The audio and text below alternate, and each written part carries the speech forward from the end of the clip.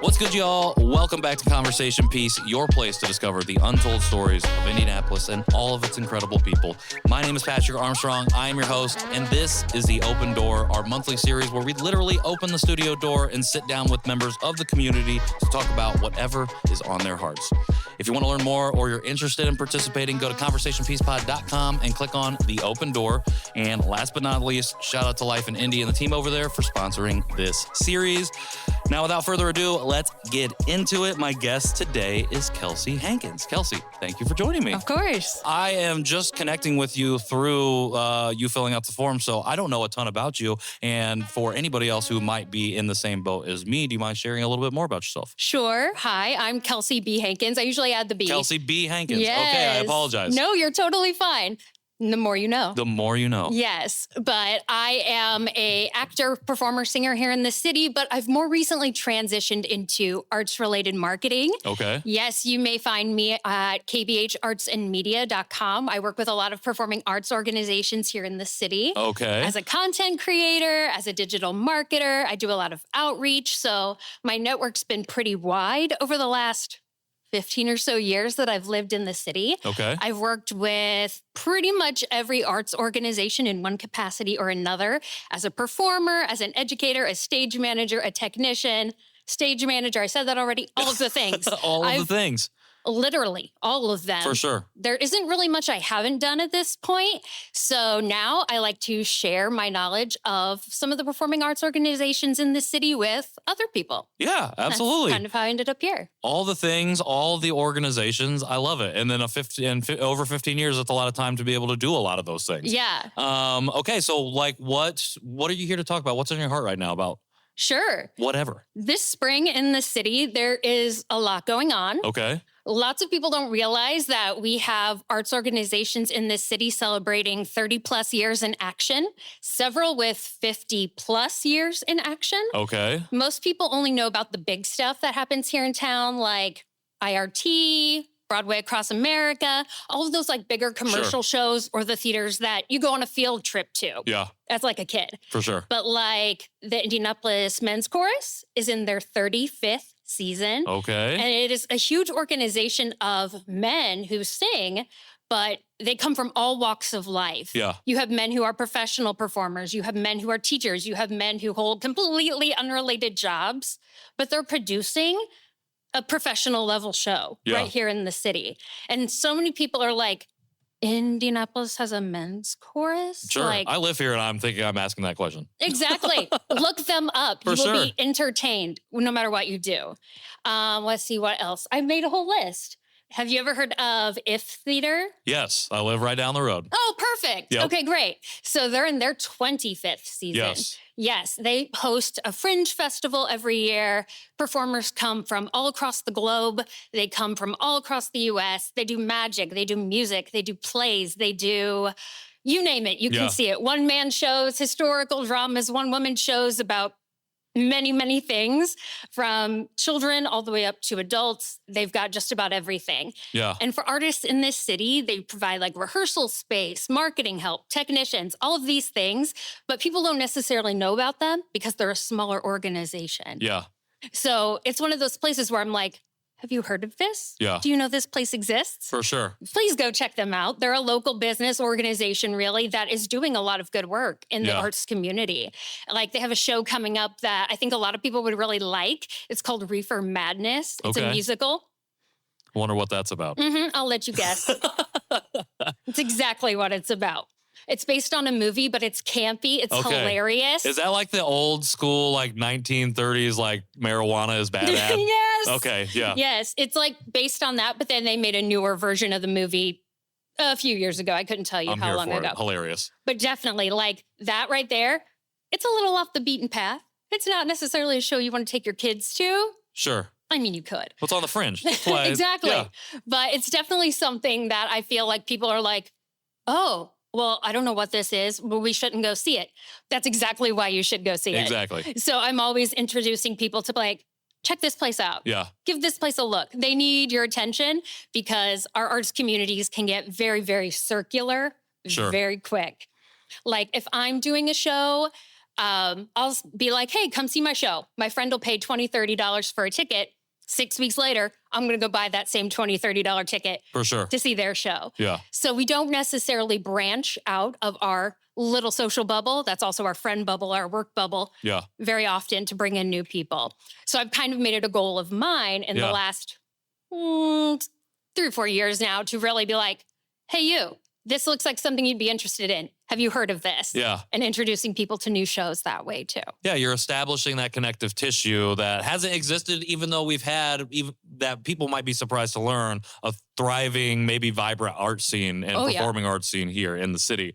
You mentioned that we have a couple 50-plus year performing arts organizations. Do you mind enlightening? Absolutely. The Indianapolis Opera is in the middle, well, technically the end of their 50th anniversary season right now. So they've been active since 1975. They've performed all over the city. They have West Side Story coming up, but they're doing it at the Indianapolis Zoo. Oh, interesting. Yeah, yes. So you have the story, you know, of the Jets and the Sharks in New York City, but we're putting it up against a backdrop of Indianapolis in an outdoor setting. For sure. So that's unique. A lot of people also don't know that we have a professional opera company in the city. They do about 3 productions a year. There's usually different places, Garfield Park, in Carmel, at the zoo, or another venue in the city. But they make it so opera is in various places at different locations around the city to make it accessible to more people. Yeah. But they also have education components. They have summer camp. They have a resident artist troupe that travels around to elementary schools. So, I mean, they're out in the community, but a lot of people, opera, Indianapolis. Sure. Come again. It's a totally new thing to them. Yeah. So I'm always like, keep your eyes open. There's so much more in this city than just those big ones that spend a lot of money to find you. For sure. So where else is at 50 plus? IRT's at 50 plus.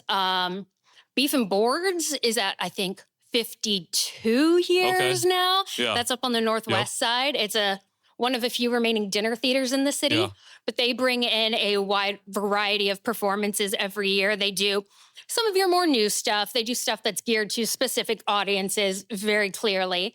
But then you also have places like the ISO, which is a big one. Lots of people see them. They've been around since the 30s. Yeah. So, I mean, Indianapolis has so many different little pockets of talent and shows that happen every day of the week. Sure. Sunday, Monday, too. Like, you could find something to see. Yeah. You like comedy? Got it. You like musicals? Yes. We're everywhere. They're everywhere. You have straight plays. You have magic shows. You have so many different outlets here that a lot of people just don't know exist. For sure. Do you feel like that is the biggest barrier to just increasing support for, or just whatever the case might be when it comes to the performing arts? Because like the awareness is like, if you're not aware of it, then how can you go out and support it? And I feel like you stepped into this marketing role I feel like that's part of what it is. And I feel like last year for Fringe Fest, that was the first time I really noticed like a huge push from a marketing perspective. I feel like I saw stuff for Fringe Fest everywhere across the city. Is it just like, is that the biggest barrier, or is there some other unexpected barrier that you're trying to overcome at the moment when it comes to getting people knowledgeable about the performing arts community? Yeah. Like I know I said this already, but a lot of it is our groups are very circular. Yep. Sure. We all work together. We want to work together. We want to keep working with those people. We want to keep inviting those people. But a lot of times when we are reaching out, many people are just reaching out to the ether. They aren't necessarily saying, hey, this is a show for this type of audience. Let me show it to you. Strategy. It's more just like, here it is. Yes, come see us. And I feel like we miss a lot of opportunities in that way. Sure. And a lot of shows get missed because, oh my gosh, I had no idea this show was happening. And it's already over like last week. For sure. So I feel like a lot of it is that. And then some of it too is just people get so wrapped up in creating the art, creating the experience, producing the show, because when you're doing that, you've got 46,000 other things on your plate. Yeah. You've got tech elements, you've got costumes, you've got everything. Yeah. You aren't thinking about, oh, I've also got to get butts in these seats. Right. oh shoot, now it's too late. Yeah, the business part of it is like separate from the creative. So sometimes once you put all 100% of your effort into creative, it's like, I don't necessarily have so much left for the business side of it. Exactly. That's where you come in. And that's where I've come in, yeah. Okay. Since I came from like a performing background, it kind of just segued into one thing because everyone's like, Kelsee, you know how to do this. We'll give you extra if you do this too. And I'm like, okay. And it's just kept going. Yeah. And it's been so fun because I get to see so many different things. And I get to see my friends do so many different things. And I get to see people I would have never expected doing different things. Or I've seen shows where I'm like, that's a choice. Oh, okay. This is not the show for me. I'm not your person, but I know that now. Right. And now I can help you target the people, the audience that are for you. Exactly. Which is fascinating. Yeah, but so you still remain. I think what I love about it is like you have to remain a fan. Oh, and yes. Consume the art. So that way, because part of your job is like, like part of it is like you've done all of these different things that you're doing, but also you're like a fan of what's happening. Exactly. So even if it's a show that maybe isn't for you, because you've been able to be a part of all of these different things and you're building that connective tissue, you can hopefully start to create some sort of plan and strategy to get you in front of the right people. Yes, agreed. What's your big goal for this year? You said that you got some, there are some cool spring shows coming up, but what about you, KBH? What's the plan for you for 2025? 2025, what's left of this year? We're hitting the point in my year where I'm pretty much booked out solid. Okay. So this is a great thing. Like I said, I'm still active in the arts myself. Yeah. So coming up next for me is I spend my summers in Maine as a residential summer camp arts administrator. Cool. So I oversee all kinds of things like drama, music, creative writing, photography, all of these things. And I'm out there for 2 months every year, which is a nice switch. I'm here 10 months and gone for the other 2.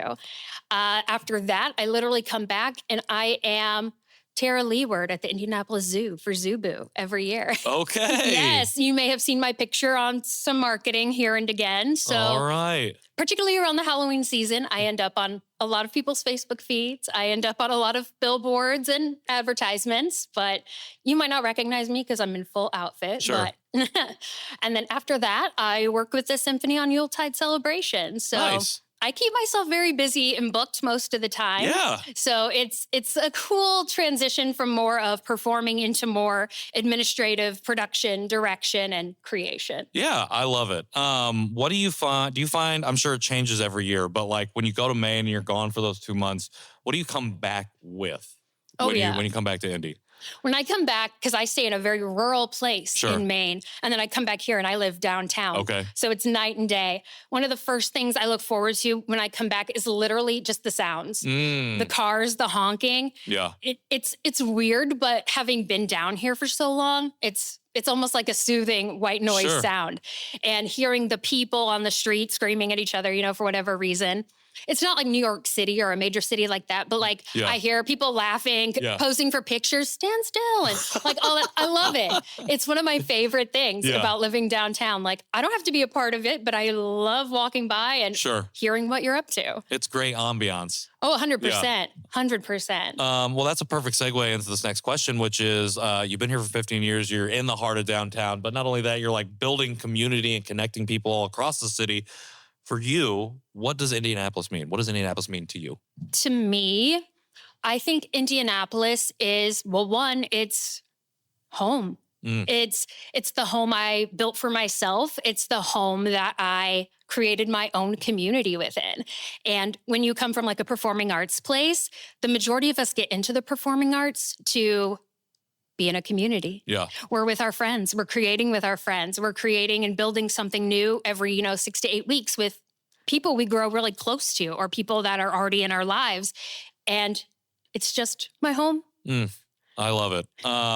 Kelsee B. Hankins, I'm going to have you back for a full episode because I would love it. I would love to dig more into your specific story. Sure. Because I know that there's some really incredible stuff there, but I really appreciate you coming through and educating me and our audience on kind of what we got going on here in the performing arts community. I feel like we barely scratched the surface. We did. I don't even know if we scratched it. We're just like, we're becoming aware. Yes. But that's the whole point. We want to get people aware so we start getting to these events, being the butts in those seats. Yes. Taking the burden off of go of that business aspect of it and enjoying and consuming the creative. Yes. For people out there that are interested in getting tapped into the community and want to do so through you, how do they follow you? How do they find you? How do they support you? How do they work with you going forward? Yeah.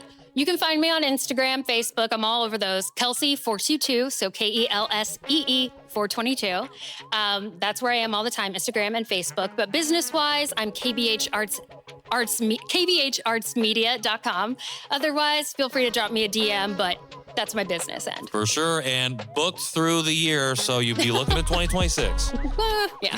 Kelsee, thank you so much for coming by. Can't wait to have you back to have a fuller conversation. Would love that. Absolutely. Make sure you check out those show notes for everything that Kelsee's got going on. ConversationPiecePod.com for everything Conversation Piece related. And shout out to Life in Indy for sponsoring this series. Until next time, I've been Patrick Armstrong, and this is The Open Door. We'll see y'all soon.